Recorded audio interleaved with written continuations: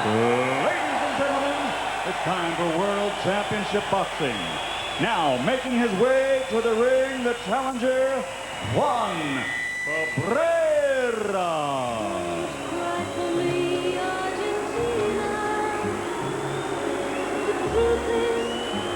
Juan Cabrera, well, the choice of music may not be the most original,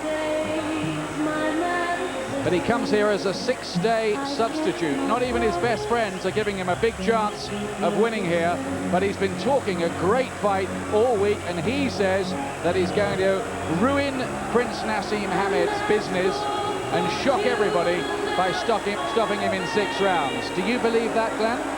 I don't, Neil. Big question, but no, unfortunately I don't. Let's hope he can put a good performance. You know, he's supposed to be tough, supposed to be quite a hard man, and his nickname is a hammer, so he's supposed to have a bit of a dig. It's a tremendous opportunity for him, and let's hope that he can put up a very good performance here and push Hamed as much as he can. He has won 20 of his 24 victories by knockout or stoppage. He might be a bit of a puncher, but he's been operating in the boxing foothills, nowhere near the mountaintop that Prince Naseem Hamed has conquered. The former butcher and cobbler, 22-year-old Juan Cabrera, a massive outsider, as he tries to upset Prince Naseem Hamed at Wembley Arena tonight.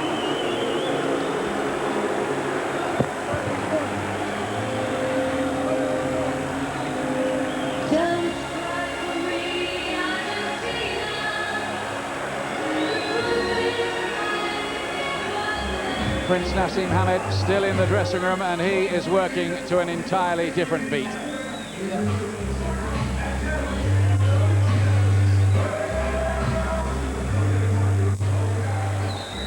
Cabrera's being kept waiting, Glenn.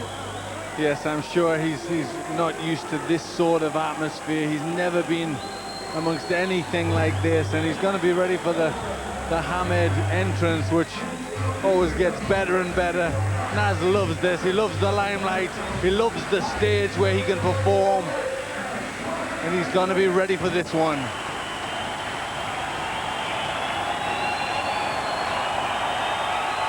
Cabrera, I'm sure, will never have seen anything quite like the entrance show that Prince Naseem Hamed is about to unveil. Most of his recent opponents knew all about it and sat with a towel over their head and listening to a Walkman. But I get the impression with Cabrera, nothing much bothers him at all. No, he seems the sort of hard character that doesn't really get put off by things like this.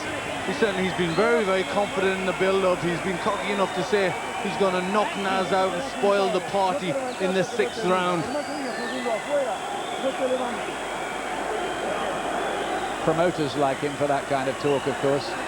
Well, it's very good. Let's hope he has that same self-belief. Let's hope he believes in himself and he thinks he can do it, and he goes out there to really try hard and give it his best shot. Prince Naseem Hamed, his name being chanted now around the arena, people becoming impatient for his entrance, but like some actor on the big stage, he's making them wait. And now, making his entrance to the ring, the defending champion, your Prince Naseem Hamed.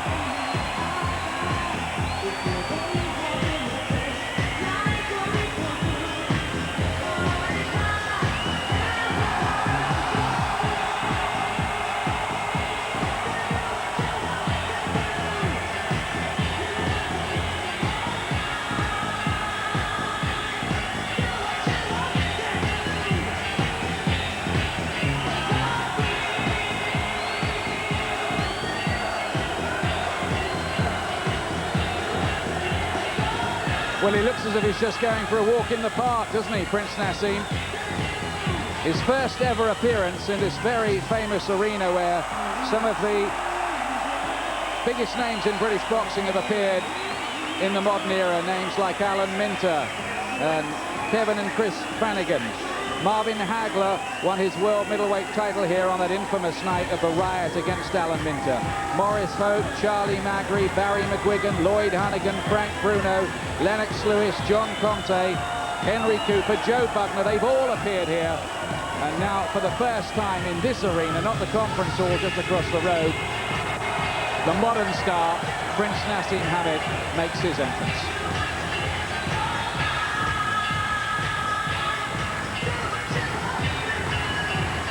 And often these entrances last longer than the fight, Glenn. Well, he's certainly making the most of it. He's been back and forth about 5 times. He really enjoys this.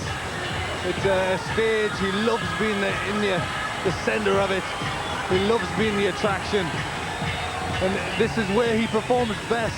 He's very relaxed under what should be immense pressure, but he's very, very relaxed. He really loves being out there.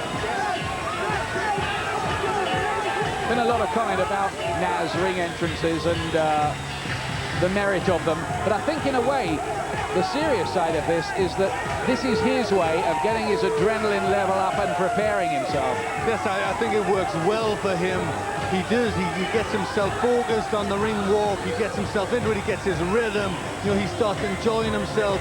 He starts to get a sweat on, and I think it is. I think this is where he does his mental preparation on the way from the dressing room to the ring. He really starts to focus in. Big crowd at Wembley Arena. He's a huge ticket seller now. His biggest rivals tonight, apart from Cabrera, may be complacency, smugness, and overconfidence. Sometimes with assignments like this, things can go horribly wrong. They certainly can. I watched Cabrera throughout all of that. He's never took his gears off Hamed. He's watched his whole walk into the ring, and he's standing there, he's bouncing, and he's smiling at Naz.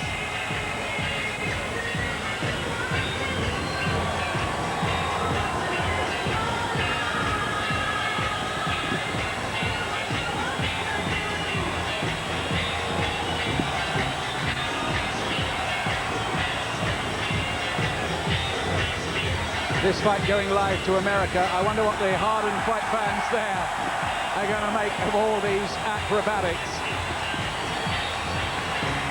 This fight going out on ABC television in the United States in their Saturday afternoon sports show. So it's a big showcase for Prince Naseem here to impress the American audience tonight. He's a year older than Cabrera at 23, Prince Naseem. Cabrera with a height and reach advantage there, both inside the 9-stone limit.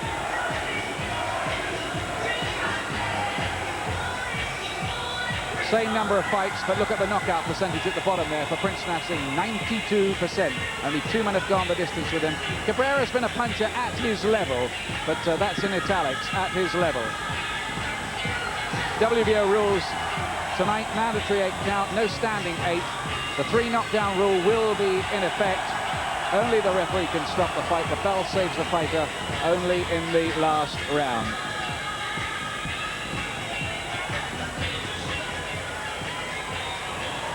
Ladies and gentlemen, this is the main event of the evening, sanctioned by the British Boxing Board of Control.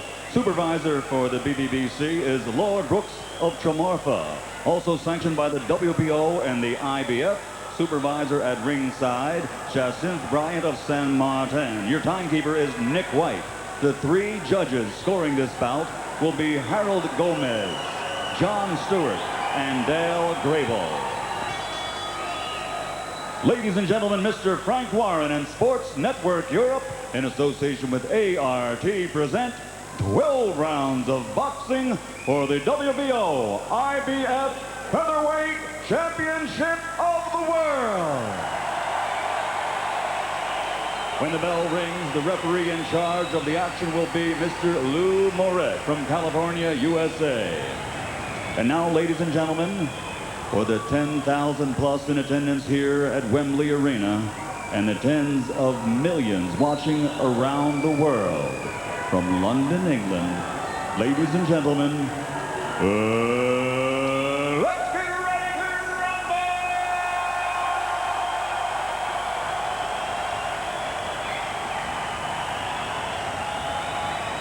Introducing first, fighting out of the red corner, wearing white and weighing 8 stone, 13 pounds. His professional record, in 26 bouts, he has 24 victories and has demonstrated his knockout power with 20 KOs. He has only 2 defeats in his career.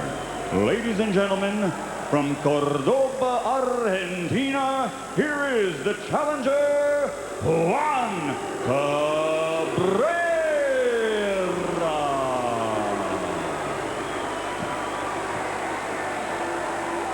And his opponent across the ring, fighting out of the blue corner, wearing leopard trim with black and white.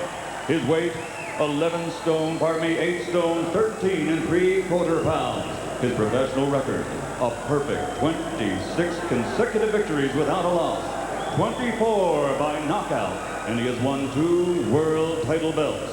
He is considered by many to be, pound for pound, among the best in boxing today.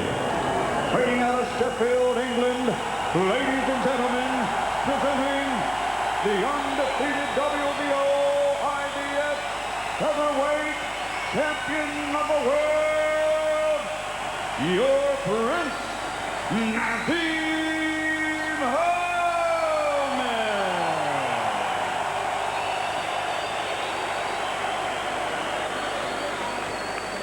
Well, the last 2 times that the Prince has fought Argentinian opposition, he's finished them off in the second round, and he says that is exactly what he intends to do with Juan Cabrera. Although his trainer, Brendan Ingle, says that the way Naseem has been punching in the gym, he expects it to be over in 1 round. Cabrera will have other ideas, but is he really good enough? Don't go and make the tea or coffee now. Due to go 12, but Prince Naseem has won his last 14 by stoppage or knockout over the last 3 years. How can Cabrera cope with this massive step up in class from what he's been used to?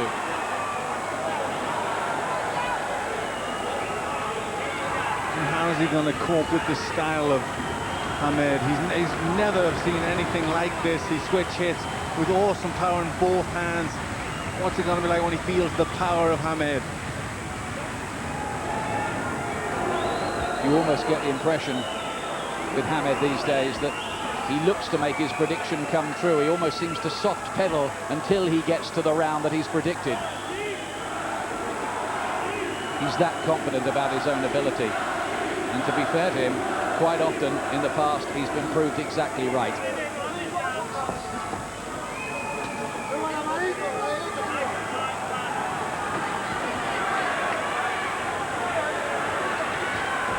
Hands are so fast, the punches come from such unusual angles that most of his opponents find it an extremely bewildering experience just to be in there with him. Oh, big right uppercut, that corkscrew right uppercut, which is a trademark punch, one he has invented himself, and Cabrera just did not see where that came from, but he took the punch. Yes, he took it quite well. He crouches over, open for the uppercut, and Hamed landed that beautifully. He led with the right hand and just twisted it into a long uppercut. Trying to invite Cabrera in with the hope of countering him. Don't think Cabrera has managed to land so far. But Prince Naseem found out against Daniel Alicia that if he gets careless, he could get caught with a sucker punch. That was the only time he's been on the floor so far. And he got up to win it in the next round. Well, Hamed invites opponents to make mistakes, and then he capitalizes on it. He has great power. He's just waiting for Cabrera to try and lurch at him, and then he'll have a punch for him.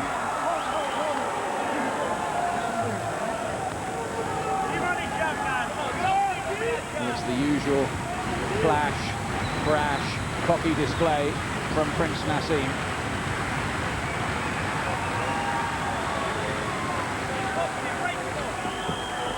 Cabrera trying to keep very tight, punched over, keeping his guard really up, not wanting to make any mistakes.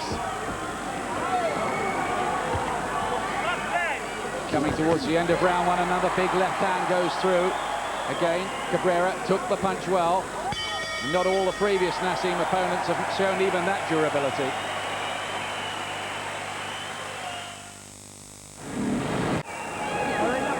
Welcome back to Wembley Arena. We saw in that first round from Prince Naseem Hamed one of his trademark shots there. Yes, wasn't it beautiful? Led with the right hand, just turned it up. A little bit more action here later in the round, the right and the left, and you see he's very, very wary, Cabrera, of the power of Hamed.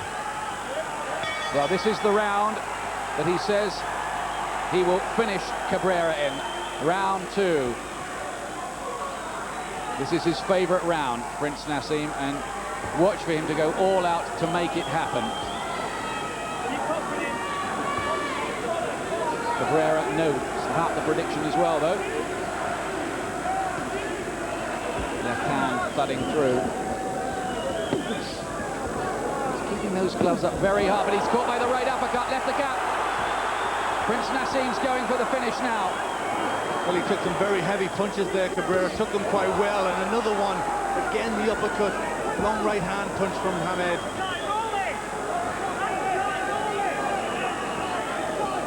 Cabrera totally in defensive mode at the moment, just looking to survive, trying to find some kind of foothold in the fight. Hit by the left hand, the hand speed befuddling him. Guess he's walking on to the left hook now. Hamed getting more power in that punch, really going for it now. He's going for the stoppage. He's got him going, send him reeling backwards with the latest left hand.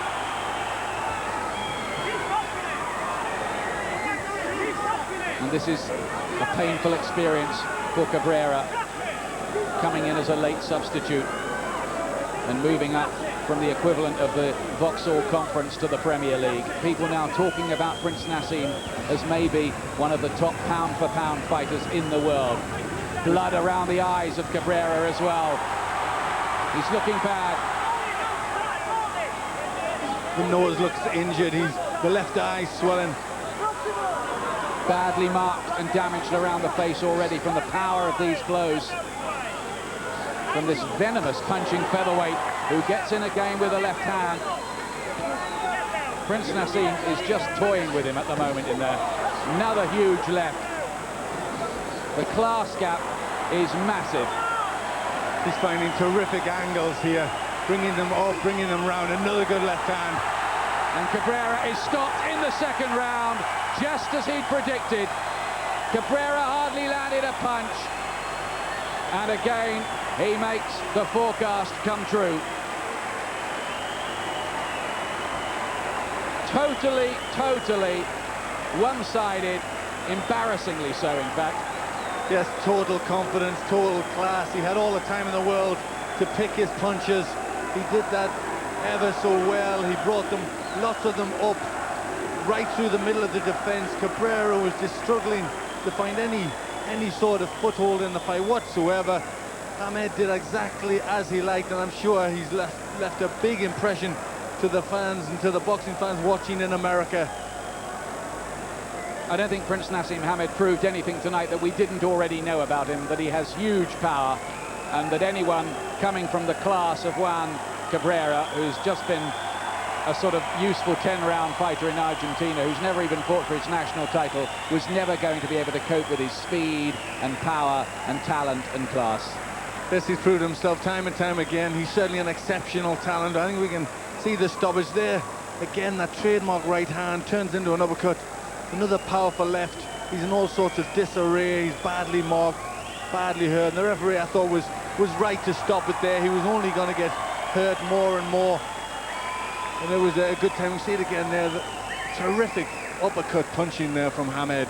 He was already badly injured here, Cabrera. There was blood from the nose. There was eye damage already. He'd taken a lot. Hamed just kept on finding the angles. And it was another demolition job. And he's glad it's over, I would think, Cabrera.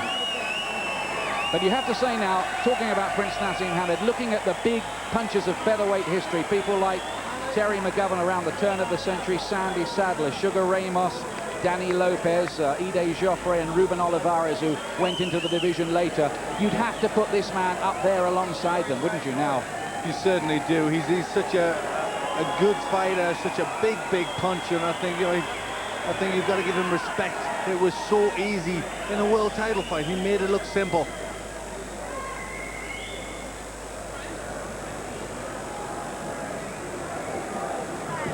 Ladies and gentlemen, referee Lou Moret calls a halt to the bout at 2 minutes, 17 seconds of round number 2. The winner by knockout victory, he is still the undefeated WBO IBF heavyweight champion of the world, your Prince Naseem Hamed.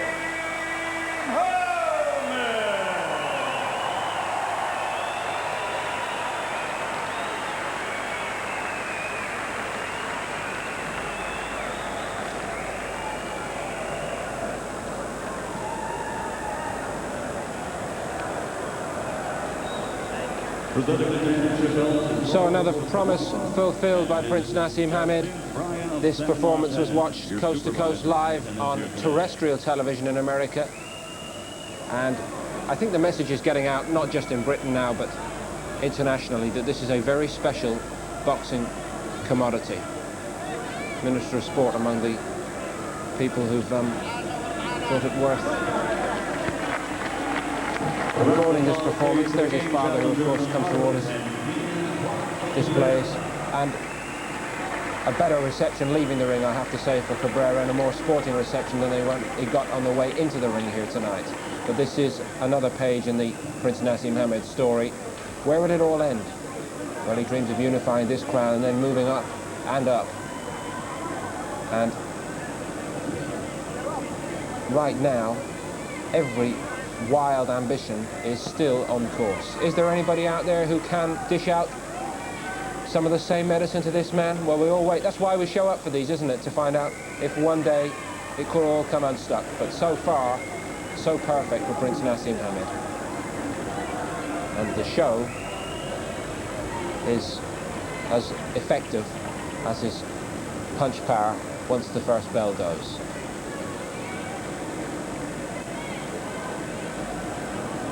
Right, I think he's ready to talk to Ian Darke now.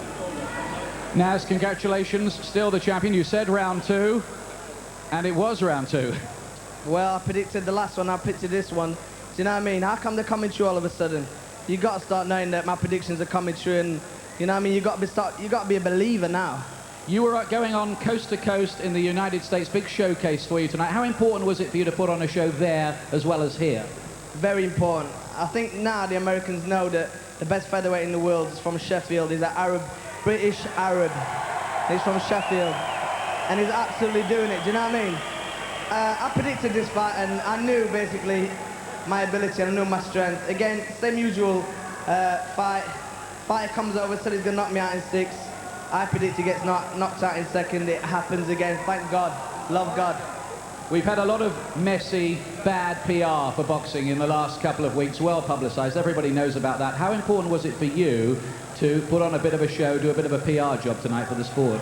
Again, very important, because my ability just shows my confidence rise with my ability, and as I say, I know what to do basically, and I know basically how to entertain people, entertain the television, and I'm sure the American people as far as, and the British people, especially in the arena. I'd like to thank everybody for coming and supporting the Prince.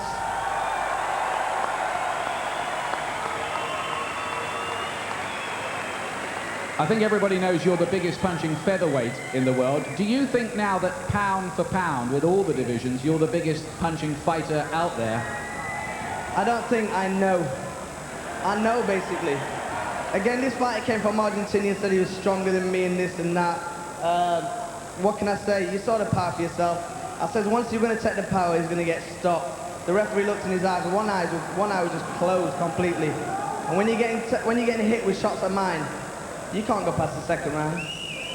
The WBC champion is Lucito Espinosa. He doesn't seem to want to know about you. I think he's seen you enough and doesn't want to get in there with you. What about the WBA champion, Naz, Wilfredo Vasquez? Do you fancy going in with him next? I'd love to box him. I'd love to box anybody. I'd knock any featherweight out. Do you know what I mean? All I have to do is turn up. I've already won.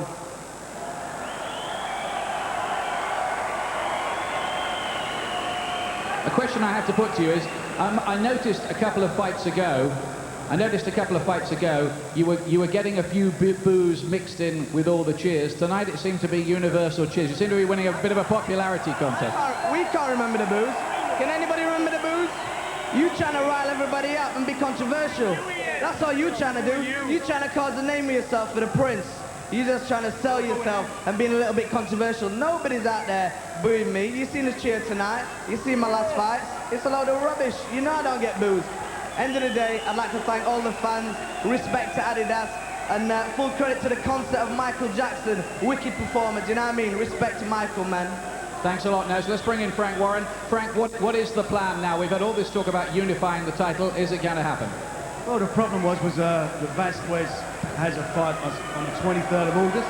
We've got to get that out of the way. Don't go yet. On the 23rd of August. And Espinosa got badly cut in his last fight, so he's out until October.